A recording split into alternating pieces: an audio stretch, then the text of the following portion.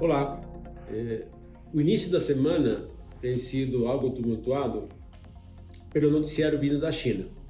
Em primeiro lugar, as notícias, desde sexta-feira até hoje de manhã, foram divulgados uma bateria de indicadores de atividade econômica chinesa, se todos esses indicadores ou ficaram com crescimento aquém do esperado, ou em alguns casos mostrando uma retração. De que estamos falando? Estamos falando de vendas no varejo, consumo, estamos falando de confiança do consumidor, estamos falando de produção industrial, estamos falando de preço de casas, estamos falando de expansão de crédito. Todos esses indicadores, como eu acabei de mencionar, né, que se recuperaram bastante em junho, depois do período de lockdown em abril e maio, decepcionaram no início do segundo semestre.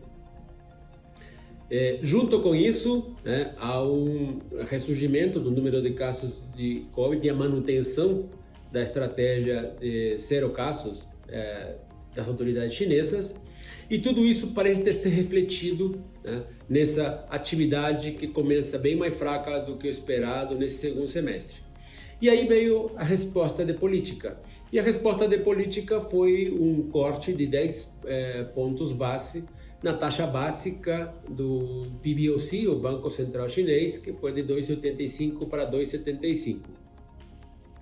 O movimento do PBOC foi claramente uma resposta a esse noticiário da atividade mais fraca, porque no meio da semana passada, na hora de divulgar o relatório de inflação deles, eles não tinham dado nenhum sinal de que estariam prestes a fazer algum movimento em termos de afrouxamento de política monetária. Então, claramente, o movimento foi uma resposta a esse noticiário negativo.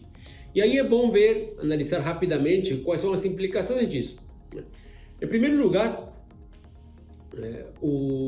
a ação de cortar o juro do PBOC é uma sinalização clara que eles não estão conformes com o andar da carruagem da atividade econômica. Então, é um reconhecimento oficial da China, se é que precisávamos de algum, de que a atividade está indo a um ritmo pior do que se esperava. Não apenas na entrada no segundo semestre, como em 2023 como um todo. Em segundo lugar, o tamanho do movimento. O Banco Central Chinês não costuma se mexer com múltiplos como nós costumamos aqui nos bancos centrais ocidentais, de 25 vezes, 50 vezes, 75 vezes, um ponto percentual. Mas, de qualquer maneira, o movimento de 10 vezes continua sendo considerado insuficiente. Mas aí temos que pensar, então, por que só agora, depois de janeiro, só agora, pela primeira vez depois de janeiro, eles estão mexendo a taxa básica, e por que em essa magnitude reduzida de 10 pontos básicos?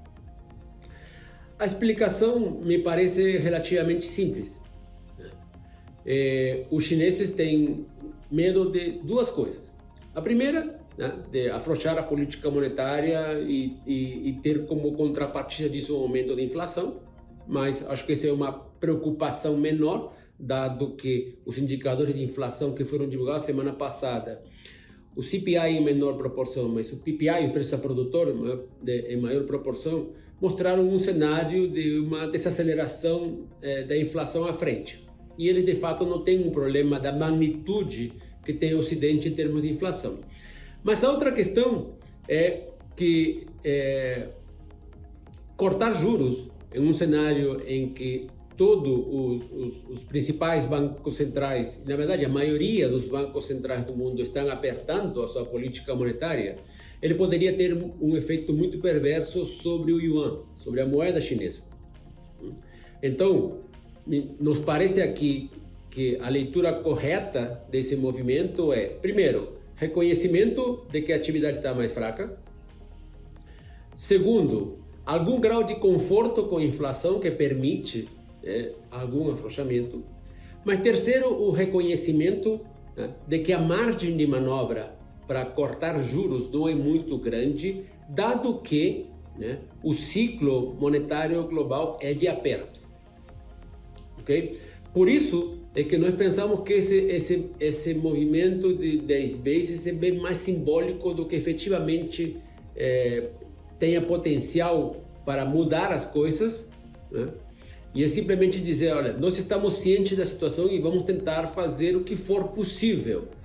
Infelizmente, em termos de política monetária, não há muito a fazer, muita coisa que seja possível, enquanto o resto do mundo estiver no aperto monetário. Então, não vemos isso aqui como o início de um ciclo de afrouxamento, e sim como um movimento pontual.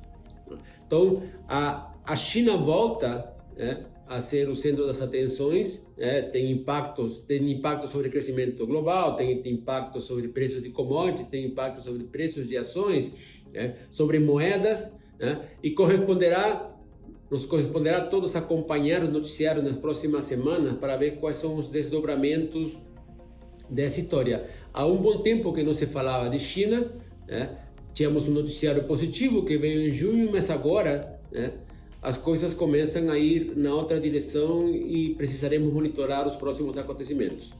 Eu agradeço pela atenção e espero que continuem nos acompanhando nas nossas redes sociais.